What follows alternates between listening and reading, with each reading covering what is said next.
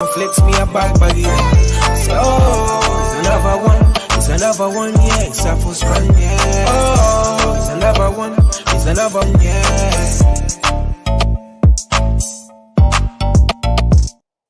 Good evening, good morning, good afternoon, wherever you are around the world. This is iBoxingHub.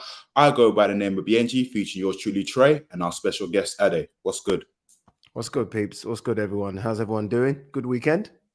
Oh, yes. All good. All good. Can't You know what? It hasn't been a good weekend for me. I'm a United fan, and obviously the Lionesses lost as well. So it's not been a good weekend from a sports aspect. But other than that, we got you on the show. That's why we got boxing.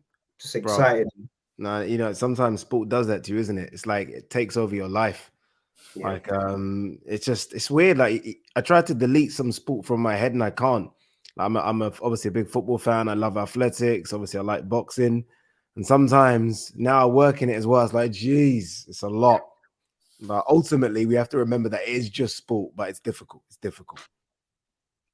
I agree with you completely. I'm not even going to lie to you. Ade, firstly, I just got to let the community know that, look, this has been 2 years in the making.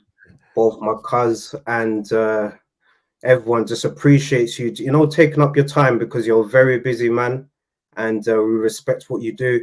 And also we want to give you your flowers for all the work that you've done for the sport, for the culture, for everything. So big up to you. Oh, that's big, brother. That's big, man. And look, apologies that it's taken this long. Like, we should have got it's me. Sometimes it's just pure laziness as opposed to bloody like anything other than that. Like, I watch you guys from afar, and I think I said on one of your things as well, like, I was watching it, and obviously the viewer count weren't big, but you man was still going, still same energy. And I'm like, look at this. Because I get some people that I know do these channels and they get low viewer count and it's like, and they stop. That's it. And I'm like, wait, you started because you just enjoy doing it. It wasn't about the numbers. You just enjoy talking boxing. So make that be sort of at the forefront of your mind when you start these channels. I think a lot of people start channels just for the numbers. I'm like, yeah, they will come eventually, but for now, just do it because you love doing it. And that's kind of the way I started. So you two actually remind me of me and my friend Ryan that started back in the day, where it was just for the love. It wasn't for nothing else. We didn't think it was going to go anywhere. Just we like chopping it up about boxing and going fighting with each other. That was it. Nice. Well, Ade, we've got you here now. We just want to discuss about the heavyweight because there's a madness going on. Like, where do we start? AJ. Gone straight in. What's going on? I listen, I'm confused. The fans are confused. I'm sure even he's confused. I mean, what's going on? I mean, does he want to fight Wilder next, or doesn't he want to fight Wilder next? It's weird because, look, I asked him the question sort of post-fight, and, you know, sometimes with AJ, I love him, but he also frustrates me so much. Like, just give me a straight answer. Do you want to fight Wilder? Like, because before, it's weird. Like, AJ doesn't really like entertain questions about anyone else pre-fight. And I get it, right? You focused on whoever. Focus on Helenius or Dillian Whyte, whatever. So I get why he doesn't want to entertain it pre-fight. But post-fight, come on now, fight's done. If I'm asking you a question, just say Wilder. And the crowd would go mad. The crowd would love that, right? And he kind of like, oh, I'm carrying the heavyweight division on my back. And I was like, all right, look, whatever. And then in the last couple of days, it's almost like it's gone away from being a certainty to like now a 50-50 to the point when I don't think now it's going to happen next. And I don't know who you blame. I don't know if it's a case of everyone just wanting so much money, because Eddie said something about we wait for the Saudis. I'm like, 1 second. The Saudis have only just entered this boxing thing. Don't tell me big fights can't be made because of the Saudis, because I've been to America a couple of times and big fights are happening over there with no Saudi money. Fights can still be made where everyone makes a lot of money, but maybe the Saudis have waved such a big check in front of their faces that neither guy wants to take less than that to get in the ring with each other. So the idea of fighting in the UK just isn't exciting to them because the numbers ain't going to add up. But that's just not good enough. There's still a big amount of money to be made wherever in the world this fight happens. But right now, as it stands today, the 20th of August, I don't think that fight's happening next. I believe, I could be wrong. If it's not Wilder next, I think it could possibly be Hrgović for the mandatory position, or he could run it back at Madison Square Garden with Baby Miller. Wow. Hrgović, I think they will. I don't want to use the word swerve because I don't think Hrgovic is that good. I've now seen him twice, and I'm like, the hype about him a couple of years ago has died down completely. Like he went life and death with Dempsey McKean. I mean, but I also think AJ wouldn't fight him because AJ just doesn't like fighting southpaws anymore. It's like I don't want to fight a southpaw. Like Usyk, obviously Hrgovic isn't Usyk, but I don't know. Big Baby Miller's an interesting one. I mean, I wouldn't like it just because of like the drug stuff, but I mean, it's rife in boxing now. As long as he can, take all the tests and prove he's clean, it will sell, right? I mean, all they have to do is to play the gloves are off from 3 years ago when that fight was supposed to happen, and people will buy into it. There's names out there, but ultimately, look, Wilder's 38, AJ's 33. Like, do it. Just do this fight. Like, it's such a big fight. I don't get it. Honestly, it confuses me. Like, the fight does nearly 1 million pay-per-view buys over here. It will sell out at Wembley Stadium or Tottenham Stadium. I don't understand why we're even talking about other heavyweights. It should be AJ Wilder. Lie to you, Ade. So to cut you off, I can't even lie to you. I want to see initially what you put out there. Chaos in Lagos. That's my dream. I want to be able to see a fight of this magnitude back home in Africa, man. But we know because the circumstances, etc. But there is money in the economy, man. There is money. It can be made. Aside from the money, look, I mean, let's be honest, the bailiffs are not at AJ's door. AJ's okay. Financially, that guy must have a few $100 million in the bank, and Wilder has had a few big paydays recently as well. Like, how do you want to be remembered? Like, if those two were to go to the continent of Africa and lay down and be one of those fights, like for as many fights Ali had, we always talk about Rumble in the Jungle. And he had some classic fights apart from that, but that's the one everyone says because it was different. It was different. It wasn't just the usual stadium, and it wasn't all about money. It was just something a bit that we weren't even alive for, but we remember it like it was yesterday. And we our parents might not have even been alive. That's how crazy that is. But yeah, it'll be nice for AJ to do it and for Wilder to do it, but I don't know. I don't know. For me, it's just at the moment it's just disappointing because Eddie made it sound like it was a goer. Like, oh yeah, AJ Wilder, January, December. And I was like, wow. And now all of a sudden I feel like Eddie's put the reverse stick in, and it's almost like, maybe. And maybe it just ain't good enough. Now, AJ did say after the fight he wants 2 more fights this year. Yeah. Now, my only concern is that he could fight a random person who we don't know, and that person could potentially just beat him. Then what? There is that fear with AJ now, isn't it? It's not like a couple of years ago you felt like it could only really be Fury that would do that, or Wilder. Now there is like, I'm not quite sure, And it's funny when you're ringside, you're like, oh, when Hellenius kind of wings one pass, you're like, geez. There's just that he has that vulnerability now where you didn't think he had that before. Before you almost felt like he was indestructible. Now he's almost like the bully because he was so big that got bullied, and everyone's like, oh, wait a minute, we can bully him then. He ain't that big. But yeah, I don't know. I feel like AJ maybe gets hard done by a bit. I wouldn't mind, I would mind. I was about to say I wouldn't mind an in-between, but I would, because again, we've been teased AJ Wilder for like 5-6 years. We've been teased AJ Fury for a couple of years. There's no way AJ, when it's all said and done, can have his career and had not fought the 2 other guys in the era. Usyk's new to the era. Usyk's not really part of it. It's Wilder and Fury. And for AJ not to have fought any of those 2 at least once, I find it crazy. Tyson Fury, what's going on? I mean, some say that he's ducking Usyk, and some say that he's fighting Ngannou because it's just easy money and it's more money than what he'll get from Usyk.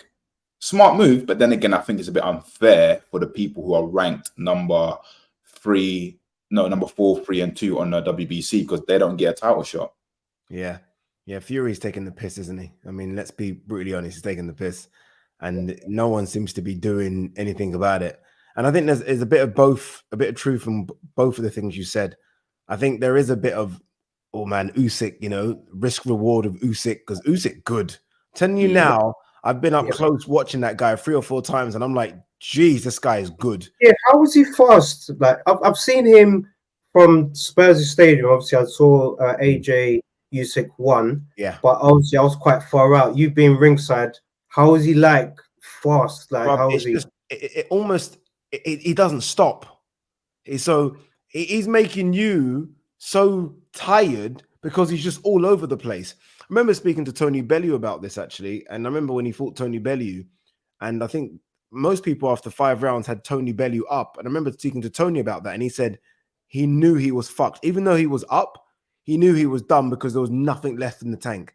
Like, he had made Tony overthink so much that Tony said, as fit as he was, and he was as fit as he's ever been, he was done. And he could feel Usyk just getting faster and stronger, and the punches coming from all over the place, almost a bit like a big Manny Pacquiao. And he's just so special. He don't have the amateur career he's had and stay unbeaten and clean out the cruiserweight division and just be as focused as he is. He's an incredible talent, and Fury knows that. Fury maybe should win because he's the bigger heavyweight, but Fury's not the Fury that fought Klitschko. Like, Fury himself doesn't move anymore like that. But look, I also don't blame Fury. If someone's offering you 20 million or whatever he's getting paid to fight a guy that's never had a boxing match before, you'd almost be stupid to say no. Like, it almost be stupid to say no. So I don't blame him. It's a lot of money, man. And Fury only started making money in the last 6 or 7 years. I think people almost think that these boxers start making big dough immediately. You get the biggest dough at the end of your career. And now he's starting to make big checks. He's like, how much? To fight an MMA guy? Give me the money. And he's cashing in. So but facts, so I can't even lie, because that's why we've wanted to do this show a long time with you, because the heavyweight division, it's a madness right now. Big up Rico as well. He's obviously saying world up lad, world up lads, and big up Ade. Look, Luke Fury doesn't care about boxing fans. Yep. Don't know what that situation is, but yeah, Ade, look, I'm just excited. I can't lie. You know the thing about Fury as well, and not caring about boxing fans. I've been lucky enough to interview Fury. I always feel like there's 2 different Fury personalities. Like, the one, as soon as the camera goes on, he's like, oh, a bit like Conor McGregor is a showman, but there's also the guy that is really nice behind the scenes. It's hard to explain. Like, I don't know if you guys saw when he even fought Chisora, like, basically he threw Chisora a bone. Like, he didn't need to give Chisora a shot. And then he went into the change room after and they're eating Five Guys. And he's a lovable guy. It's hard to dislike him because he actually is a very nice human being. Yep. And as much as people say he doesn't care about boxing, I mean, that guy went toe-to-toe with the hardest hitting heavyweight supposedly we've ever seen. And he gave us 3 good ones. Yeah. And those fights against Wilder were just edge of your seat things like that. Mammoth. You know what? In that third one, me and my cousin we was obviously talking about it the other day. Do you feel that Wilder didn't really have that oomph to, finish off Fury when he had him down? He had that chance, didn't he? Like, you know, it is for Wilder as well, though. And this is probably why Wilder thinks Fury is a cheat. Wilder's probably thinking, I've knocked you down 4 times. Everyone else has stayed down. Somehow you get up. And we over here understand gypsies more than maybe the Americans. Yeah, we know how tough these gypsy men are. Yeah. And when Wilder landed that punch in the 3rd fight, the one where Fury's body wobbled, Wilder must think, I put everything into that and you still got up. Look, Fury's a bad man, Like, Fury, as much as he's, a bit crazy, that guy, is incredible. Like, he's gone to Klitschko's backyard and beat Klitschko. He's gone to Wilder's backyard 3 times. And forget the draw in the 1st fight. That was a win. He's beat him 3 times. Stopped him twice. Fury's a crazy bad man. And I don't know, man. I don't know. I like him. You know what it is about Fury as well? It's because I think Fury could cause a problem to most heavyweights ever. And I want him to almost fill his boots with names. And, like, when it's all said and done, he should have fought Joshua, Usyk, Joyce, Zhang. But I just don't think he cares anymore. He's made a bit of money. He's for whatever. And now he just wants to do what he wants to do. I believe if this is a big if, Triple D beats Usyk, Fury would fight Triple D. He will fight him, take the belts, and that's it. He's gone. That's what I believe. But I think if Usyk beats Triple G, I believe the next person he will target will probably be Wilder, just to prove a point. Yeah, probably. Just to prove a point. Probably. And even for Usyk, a bit like what I said about Fury, Usyk's been doing this for a long time. Obviously, started boxing when he was like 11, maybe even a bit younger. He's only really started making good money in the last 4 or 5 years himself. through the World Boxing Super Series. So even he now is looking for the biggest checks as well. They're all now chasing the biggest checks. And sometimes the biggest checks don't equate to the best fights, like we're seeing with Fury versus Ngannou, right? I mean, that's shouldn't be competitive. Although I interviewed Ngannou the other day, I can't tell you how big that man is. His hands, his legs, just he looks like a man straight off the cotton fields, like ready to rock and roll. He is one mean big dude, but I can't wait to see that there are interview. still some good fights left, but we have to remember all these top heavyweights are old. Like Zhang 40, Joyce 38 or 37, Wilder 38, Usyk 35, Fury 35, Joshua 33. They're all old. So these fights need to happen now, or they never happen. You're right. You're absolutely right. And you just saying that as well about the boxing super series. Why can't the Saudis get their money together, do a heavyweight one? Yeah, 6 of the best. Yeah, all in. And it's actually easier to do now because a lot of the top heavyweights aren't signed with Al Heyman. Like before, it would have been very, very difficult because you're not getting them off Al Heyman. It's that simple. Yeah. Like Ruiz has come out and said he's not with Al Heyman anymore. We know Wilder isn't.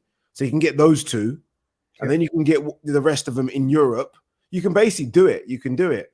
And I think Frank Warren, obviously, having worked with the Saudis now on this Fury and Ngannou fight, he will chuck his fighters in there. Fury, Joe Joyce.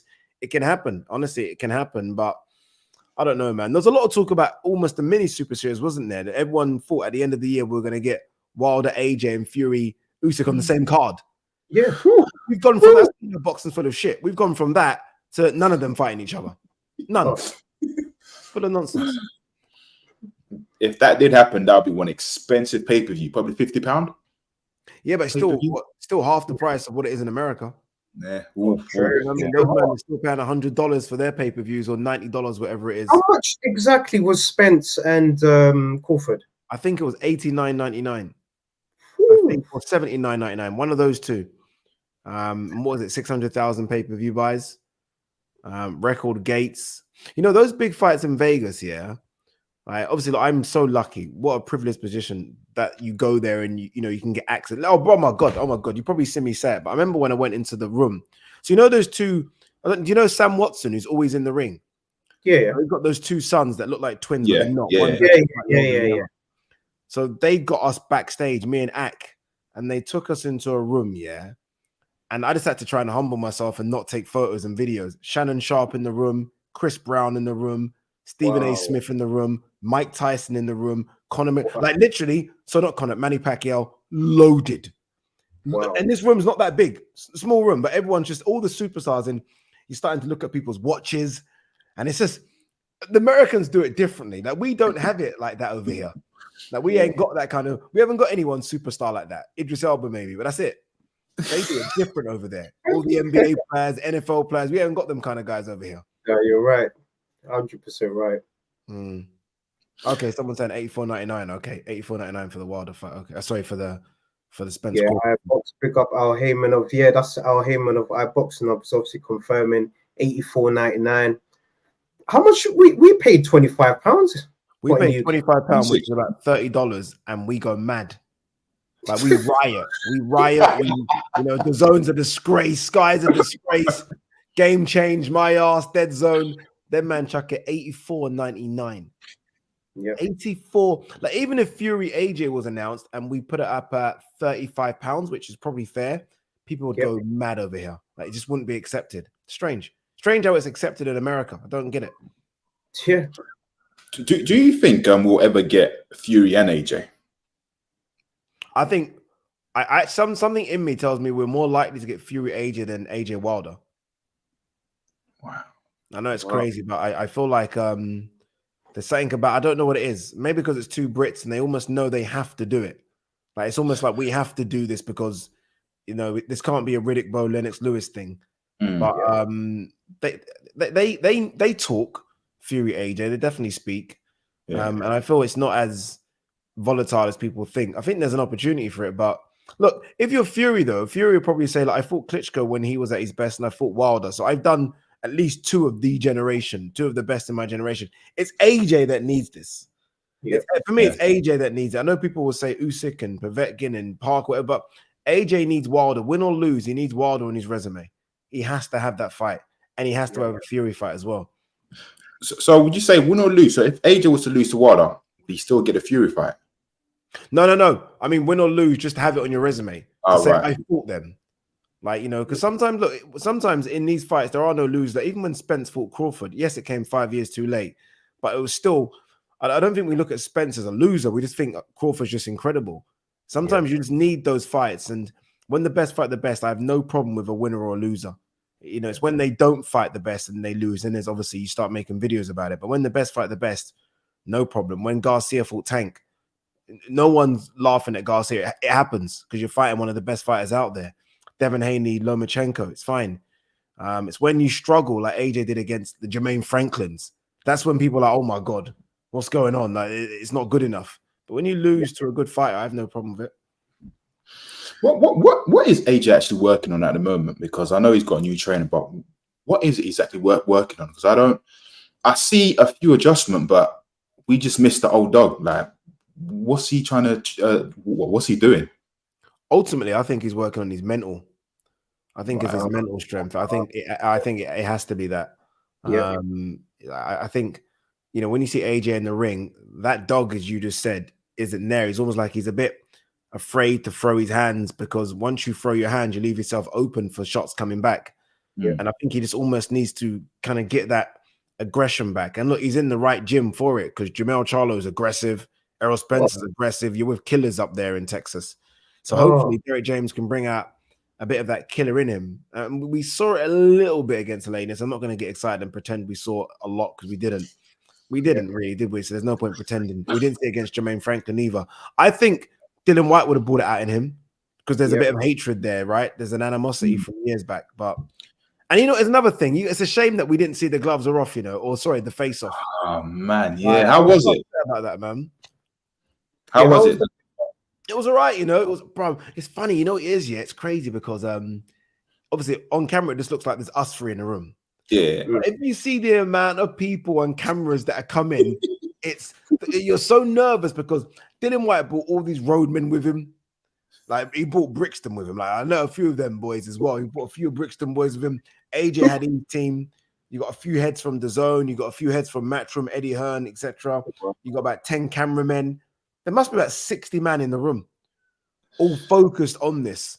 I'm not going to pretend it was as good as their first one, because they're different now. It wasn't as good as the one that Johnny Nelson did years back, but it still was good. There was still some good bits in it. And I'm like, what? That's it? We're never going to ever see that again? Disappointing, man. Disappointing. From a content perspective, that must be just frustrating. Like, you're ready just to, you know, have that out, and it just doesn't. You know what? I was just thinking what you said about the camps. Now, with AJ going into a camp with Charlo, Spence, I think you can get that dog out of him. But I have to ask you, Charlo, Canelo, I know this is the heavyweight madness, but briefly, what's your thoughts? Briefly, what's your thoughts?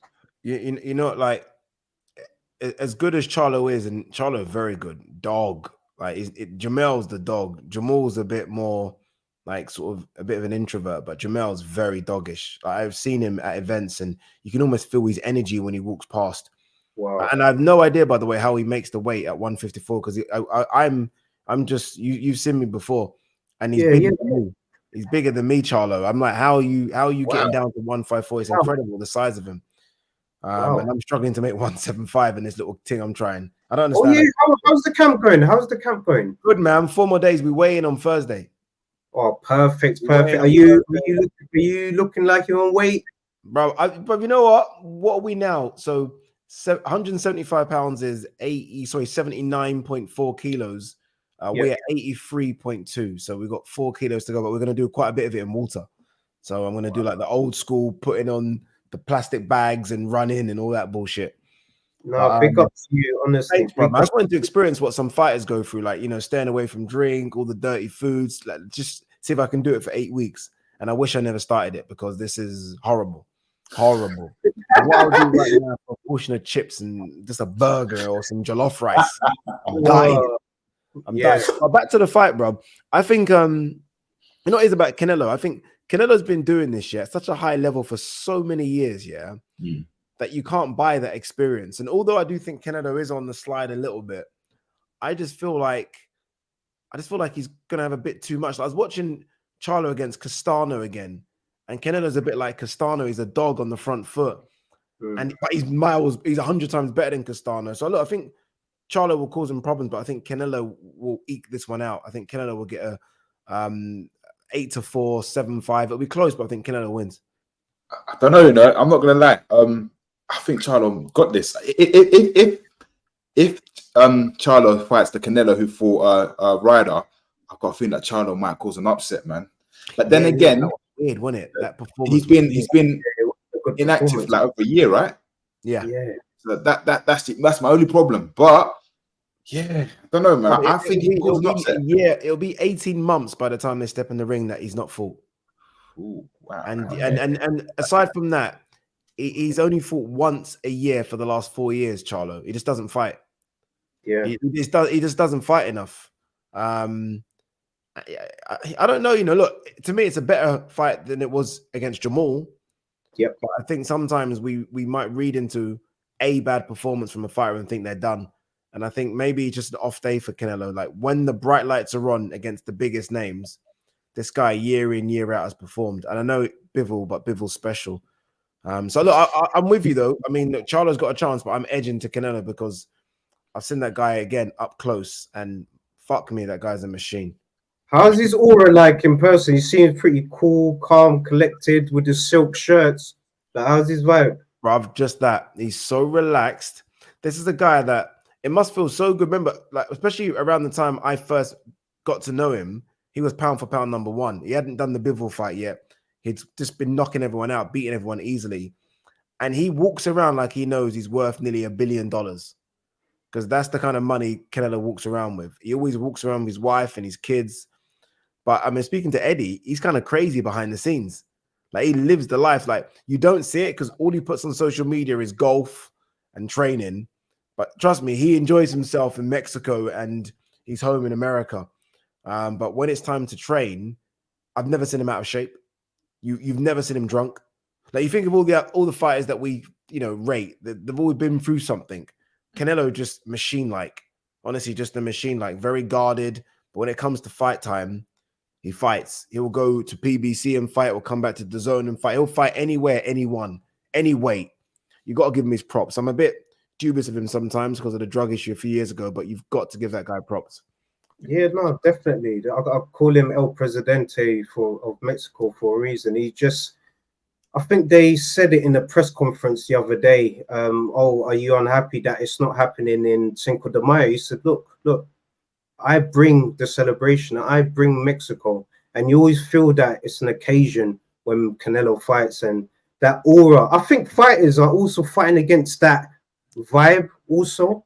That energy. You're not only fighting Canelo, but you're fighting the audience, everyone involved. So you could tell, bruv, like we all know Jamel, and Jamel's aggressive. Like, Jamel normally starts talking, didn't say anything, did he? So it's almost like he knew the magnitude of this. Like, Jamel's never done a 2-city tour press conference. This is different. Like, it's a whole different ball game when you're fighting Canelo. The media obligations are different. And like, you want to train, but you can't because you've got to do media. You got to go on ESPN. You got to do this podcast, that thing.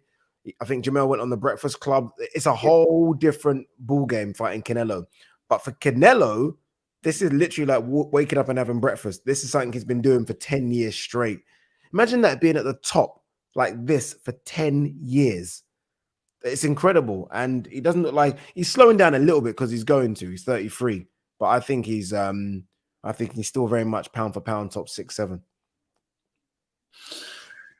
Big fight next week. Triple D and Usyk. Some people are saying that Triple D is going to cause an upset. What's your thoughts? Who said that? Well, a lot of people. Always on the channel. Obviously, Rico. He believes he's got a few bets out as well, that Triple G is going to do the upset. Round 4. Round 4, he said as well. So yeah. That's what he I said. know. That's what he's saying. Fair Reeks, man. Look, I mean, it's the heavyweight division, right? So I guess everyone's got a chance. But I mean, it doesn't get any tougher than this. You're going into not his backyard, Poland, but they're doing this in a football stadium.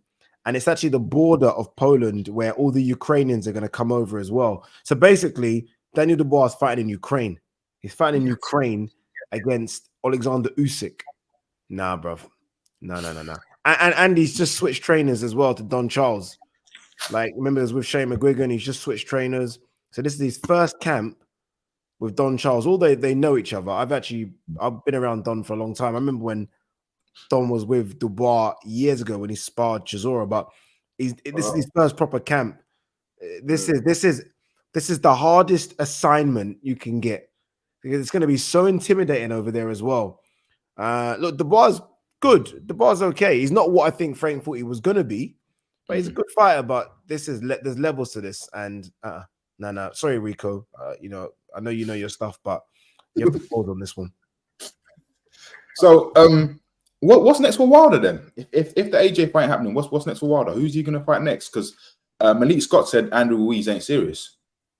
I don't know. I actually don't know what Wilder's going to do. And I'm still not quite sure where Wilder is because we only saw 2 minutes 30 seconds against Helenius. I'm not quite sure. Has he recovered from Fury, like that beating? I'm not sure because we didn't see much of the fight. Like if that fight went 4 or 5 rounds, then we can all properly judge it. Again, Wilder's old, and Wilder did kind of retire after the Fury fight, and then now he's come back. So I'm not sure. He's clearly just chasing the big fights and the big money. I love Wilder. I can't lie to you. Like, I'm a massive fan. For you to get bashed up the way you got bashed up against Fury the second time and say, oh, fuck it, let's do this again, put on some size and be that close, you got to respect him. It's almost like a defeat doesn't affect him like it affects AJ. But there are other names being mentioned. Frank Sanchez has been mentioned. The thing about all these other names is that they're not sexy, they're not exciting, and they don't pay the big bucks. Wilder wants AJ. And let's see how that fight can be made. Maybe it's a case of Wilder having to take a bit of a less payday, but Wilder wants AJ. And it'll be Wilder's biggest win, and it'll be AJ's biggest win as well. So they're both desperate for it. Yeah, I think going into that fight, I think AJ might have an advantage over Wilder because, he's been active. He's had like 2 fights this year. Yeah. Whereas Wilder fought, what was it, last year, right? Yeah, Wilder's had 1 round in nearly 2 years. So, yeah. When you put it like that, it just makes it sound even worse than it is. Crazy, isn't it? When you think about it, like you think of Fury, for example. Fury had the fight against Dillian Whyte. Fury had the fight against Chisora. And Fury's going to have the fight against Ngannou. Wilder in that same time has had a round against Helenius.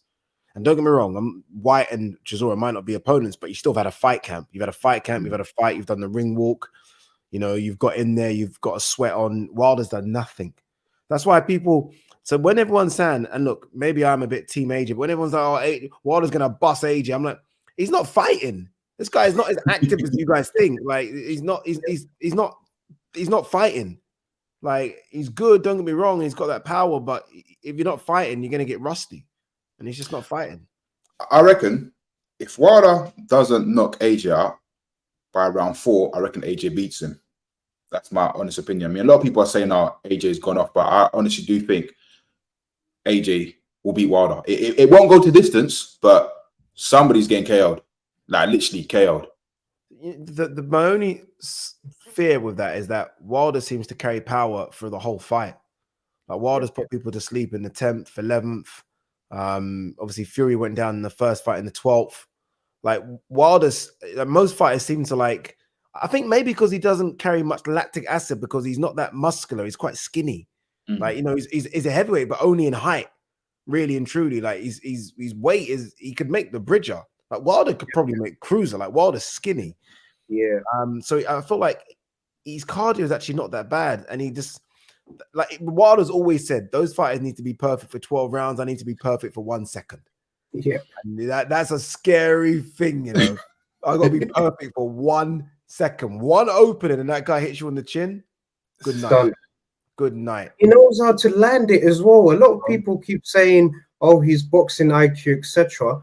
He is landing those shots in a calculated fashion. And Now we have to give Malik Scott a lot of credit as well, because now he's sort of showing him how to, lay that equalizer properly. But look, I think Wilder is a threat to the division, and look, this fight needs to happen. It needs to happen. Yeah, I like Malik. I'm happy you mentioned him. It must be so nice when you can train with a friend. Like they look like they get on so well, like just friends outside of everything. And it must be nice when you're going to work or training, and the guy that's training you has a genuine love for you and just is a friend. And Malik's, I love the way he speaks as well. I'd love to speak to Malik Scott. He just seems to speak, and he's a bit of a crazy man. I remember following him on Instagram and the things he does and the cigars, and he takes weird photos of his missus. But apart from that, he seems like a really fun guy. That's why he's the odd guy, isn't it? That's why he's the odd guy. That's why he's the odd guy. And he's very, very odd. But his boxing knowledge, when you hear him talk, he knows his stuff. He's been around for a long time. I think people almost forget that this guy was a high caliber heavyweight. Just didn't maybe take it that serious. Was a good sparring partner for people. But he's a good guy, and it's a good fit. I think Wilder needed a trainer just at that level where Wilder is. I think the top guys don't necessarily need trainers to teach them stuff. It's just to help them up here. A bit like Eric James, AJ, and I feel like Malik's doing that with Wilder. Okay, makes sense. I mean, do you think we will ever get an undisputed heavyweight champion? Yeah, we're close. I mean, we're not. Let's not pretend we're a million miles away. Like, I mean, there's only two guys that have both belts. If it was a division where, like years ago, where Joseph Parker had one and Charles Martin had one, and then okay, it gets a bit harder because then someone's got to somehow collect all the belts. But we thought we were getting it, didn't we? We thought we were going to get Fury Usyk, so we're not super far away. And look, it could happen. Like boxing in this last 18 months have been great. Like big fights are happening. Like we've got so many undisputeds in different divisions, not just in male boxing but female boxing as well. So we're not far away. So I think it will happen. But it's got to happen next. If not, then the IBF are going to come for Usyk's belt. Hrgovic wants that shot. And all the other guys are going to come for the belts as well. So it has to happen next after Ngannou and Dubois, or it doesn't happen at all. You know what, Ade? Good that you just actually said that. Who is the next one up? So after Joshua, Wilder, Fury, Usyk, let's say after they're gone, and the division's now clear, who's the next one up? That's what I wanted to know. Yeah, there's a couple of very good Eastern Europeans that everyone is talking about, and Top Rank have made sure that they've got them. But I think Top Rank have in Jared Anderson someone that could cause problems. I know he struggled to get against Charles Martin, but I think people sleep on Charles Martin because they remember the AJ fight. Charles Martin has got a lot better. I remember watching him against Luis Ortiz. He's not the scrub that people think he is. He's probably a solid top 30, 40 guy. And he was going to give Jared Anderson problems just because he's experienced. That's what he's got over Jared Anderson. Jared Anderson doesn't have it. That's why he's trying to sort of bank a lot of fights now. Who's a real dark horse for the division? Martin Bakoli's a dark horse, I know he got bust up by Michael Hunter, but I think people sleep on the win over Tony Yoka. Like, I mean, going to France and busting up Tony Yoka like that, Bakoli ain't afraid of anyone. Like, he wants the Dillian Whyte fight, or wanted the Dillian Whyte fight. They just can't get him a fight, Bakoli. And then you've got to look at guys that are coming out of the Olympics in a few years as well. Like, I was working ringside with Delicious Ori yesterday. Big guy, massive, must be about 6'7". Commonwealth Games gold medalist, European medalist as well. There's some dudes coming through, and they're athletes. So my money would be on Jared Anderson, but there's a few Eastern Europeans coming through that are just scary looking, like fucking Ivan Drago looking fuckers. That cause problems. I reckon I can see what's his name? Is it Fabio Audley? Yeah. I could see him being a world champion in a few years. Really? Yeah. There's something about him. I don't know what it is. Like, I know is a white collar background, but it's when he's in the ring, I see him switch it up. I mean, look what he done to what's his name? Gorman. Yeah. Because I know he's fighting Adelaide next. I would love to see that fight, but I could see. I don't know what. There's something about him. He's just disciplined. When it's go, he just goes. I can see him. Like next year, I could probably see him becoming a European champion, and then maybe the year after that. I believe I mean, he'll become. if he gets to that level, like, well done to him, because as you say, he's almost got to make sure that we see him first against Fraser Clark and David Adelaide, so we know, okay, you're above British level. And then when you get to the European level, it's sharks. Honestly, it's sharks. There's so many good guys that we don't even know that can cause you problems. Really good. Like, even, I mean, would he get through Agit Kabayao? I don't know. So it's not easy once you take that next step up. I think that's what AJ we spoke about as well, that people think that next step up's easy.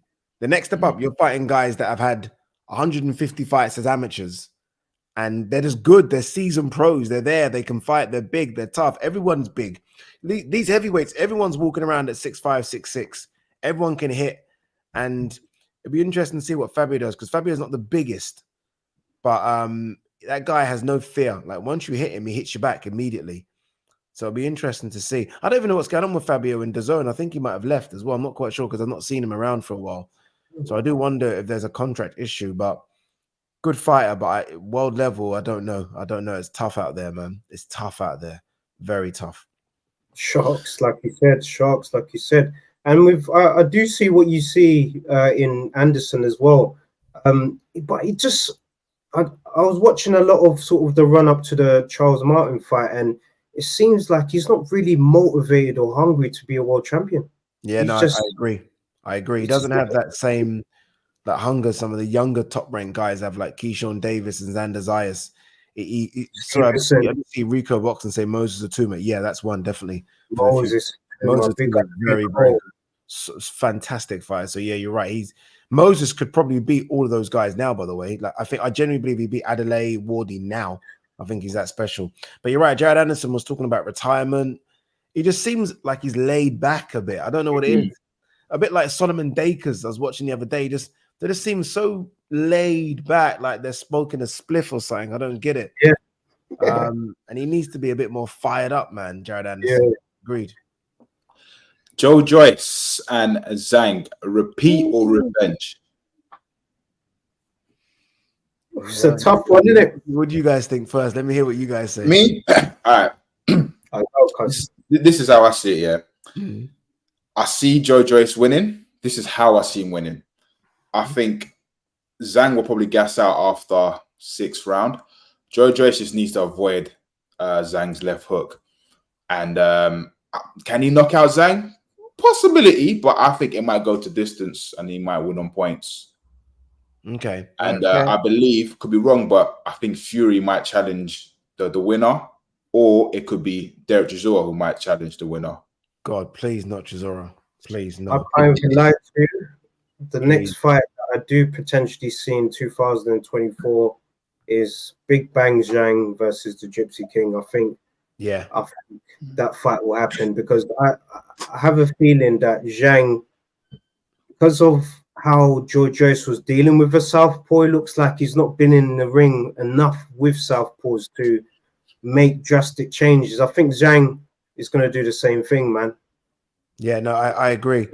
I think Zhang wins again. I just think the southpaw, like, it was like Joyce had never seen a southpaw in his life. Like, it's almost like he had never had southpaw sparring. And Zhang's not even fast.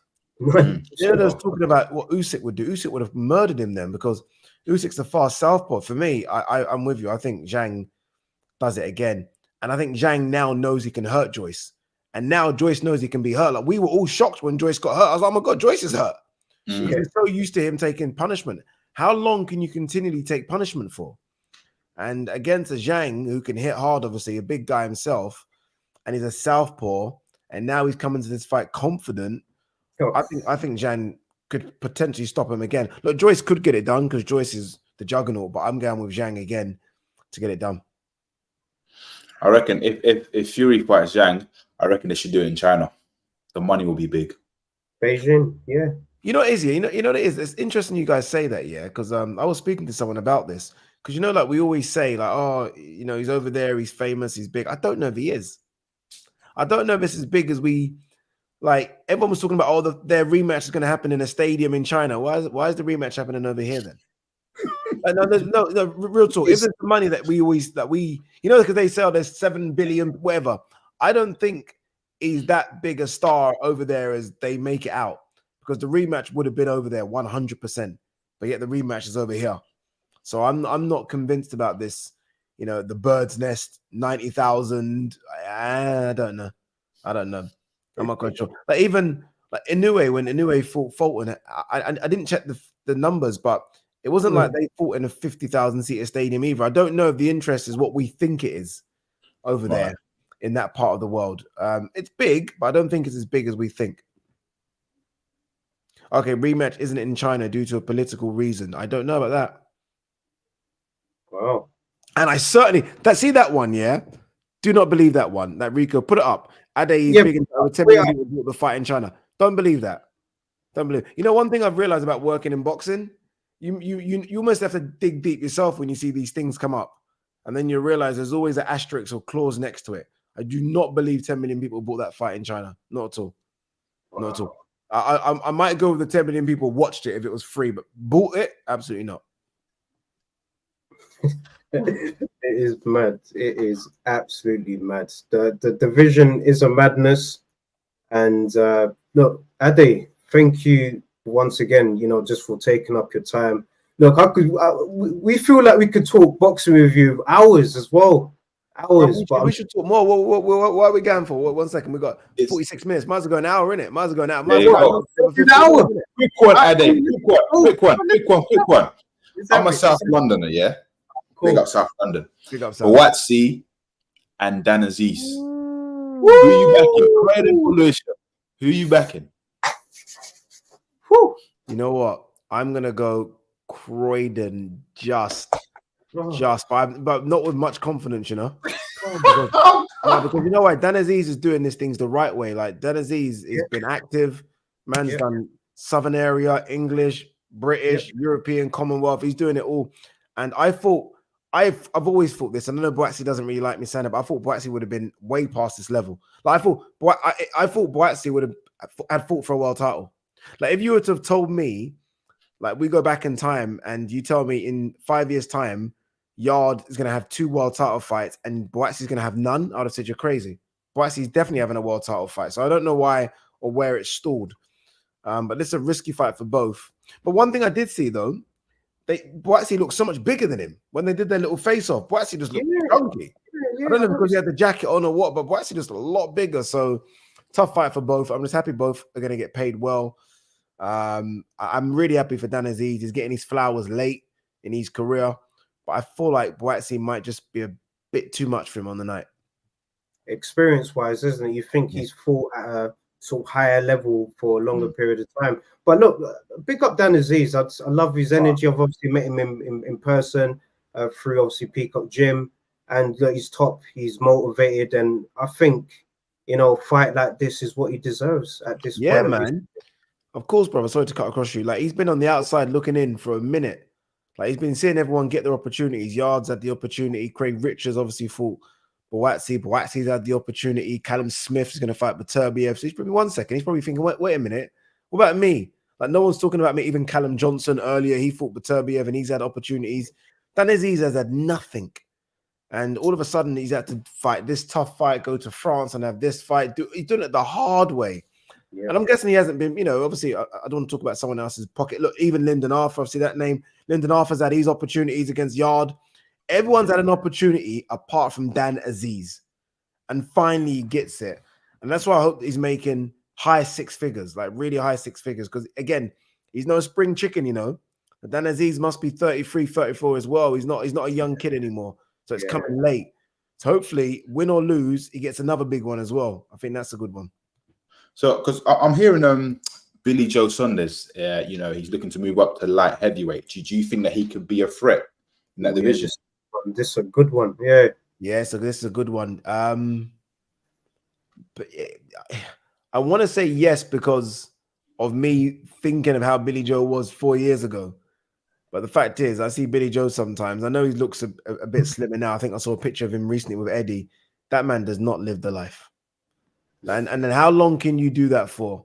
When all the other guys in and around you live the life. I've never seen Yard out of shape. I've never seen Boatsy out of shape. I've never seen Aziz out of shape. These men all live the life. And you who, yeah, probably more talented than them naturally, don't live the life, and you haven't fought for two and a bit years since the Canelo fight. I maybe longer. Is it 3 years or 2? I can't remember. It might be 3. You know, it feels like a long time ago that Canelo had that fight. I don't know. I'm not convinced. I'm not convinced he can compete with those guys, and those guys are so much naturally bigger than him as well. Yeah, like they're stocky and thick and tall. Good luck to him. But if you don't live the life, it will catch up to you. You can do all that shit in your 20s. You can put on weight and, you know, lose it. You can't do that in your 30s. I just don't think it works for boxers. You reckon Callum Smith can cause an upset? No. I think that guy's a machine. Yeah. And even when Yard cracked him a couple of times, that guy's a bit of a machine. And even Yard, Yard spoke about when he got hit by him. It's like, yo, you don't show it on the night, but it's like, yo, that this is some serious. But one thing about Materbe is always injured. He's getting on. He's like, what, 40 now, something like that. So you never know. And Callum Smith looks a lot more, I think, a lot more aggressive under Buddy McGirt. Like Buddy McGirt's making him really fight. So you never know, but that's a difficult task, man. That's a very, very difficult task beating that guy. There's a reason that guy's had, 21 wins, 21 knockouts. I don't think people speak about that enough. Everyone he's fought, he's knocked out or stopped. True. He breaks you. Yeah. I think we need to... I also felt with that Yard, sorry to cut you off, Addy, as well. I felt for that Yard fight as well, he split his eyelid was split, right? Yeah. So I think at that point, I felt that he just stepped it up. He thought they could stop this. So we just stepped it up a level, and he's a dangerous one for the division. I can't lie. When do you think he's big? He's big. He's so solid. He's so big. He doesn't drink. Lives the life like proper devout Muslim. Like that. You know the man with the beard. When you see them Eastern European mans with the beard, you know it's a problem. You know them man. You know them man are not normal. They're not like they're not normal dudes. Them man are a problem. Yeah. You reckon he'll give Bivol problems?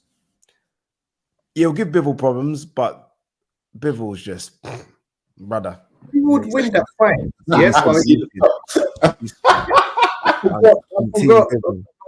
Team Bivol, man. I'm Team Bivol. Bivol's frightening, but I don't know. Bivol's been inactive as well now. Obviously, Bivol hasn't fought this year. He's been injured as well. But I don't know. I think Callum Smith can cause both of them problems, by the way, because Callum Smith a giant in that weight class. And he seems to be, the defeat to Canelo doesn't seem to have affected him much either. But I think Bivol and Materbe are just clear of everyone at 175. Eubank and Smith, repeat or revenge? Repeat. Oh, yes. Repeat. Oh, wow. Repeat. Oh, As well. Nah, repeat. Like Eubank, I used to love that brother. I remember when he came through and his dad was talking all this smack, like he's gonna be like Roy Jones and better than Floyd, and he just looks the part. He talks and everything's what his physique, everything about him is incredible. But then when you see him fight, you're like, come on, man. Like I wish even he will regret that he didn't stick with a proper trainer, not Roy Jones, like a proper trainer from the very get-go. Because he's clearly a specimen. Like he's an athlete. He's not a great boxer. He's a great athlete. And I think, you watch him, and I look at someone like Conor Benn, and I feel like technically Conor Benn's a better boxer already. And I think that's because Conor Benn has been stuck with Tony Sims for like 6 or 7 years. Whereas I feel like Eubank's just part-time trainers here. He had Adam Booth for a fight, Roy Jones for a couple of fights, and now he's got Bomac. What does he think Bomac's going to do with him? Because Bomac's got Crawford, he thinks Bomac's all of a sudden going to change him in one fight camp. Nah, man. I think Liam Smith gets to him again. I actually want Eubank to win, but I think Liam Smith will get to him again. I think Liam Smith will hurt him. I think it could go a bit longer, but I think Liam Smith will win this one. I mean, would we ever see the fight, Conor Benn and Eubank Jr.? Oh, the content that you created for that as well. Like that face-off, was gold. Oh, bro, I could feel the tension in the room. Bro, I remember just doing that and just thinking, Mum, we've made it. That felt like gold because everyone was there. You felt like it was a big one. And I remember I did Boatsy Richards before that one, so I kind of got used to it a little bit. But Eubank was sensational. Like he's such a good talker, like gold. And it's a shame. Like, even that one, we were that close, you know. Yeah. That was the week of the fight, innit? That one got pulled the week of the fight. Yeah. Now. That fight would have done 1 million pay-per-view buys for DAZN. Easily. That one had everything about it. And then look at this. And it's mad that Conor still hasn't sorted his shit out since then. Like he's still going through his stuff. Still going through his stuff with the British Boxing Board of Control. Crazy. If you know, well, when he comes through, don't know when, but I'll rather than Conor fighting Kell Brook, I'll rather him fight Keith Thurman. You know what it is with Conor? I don't understand.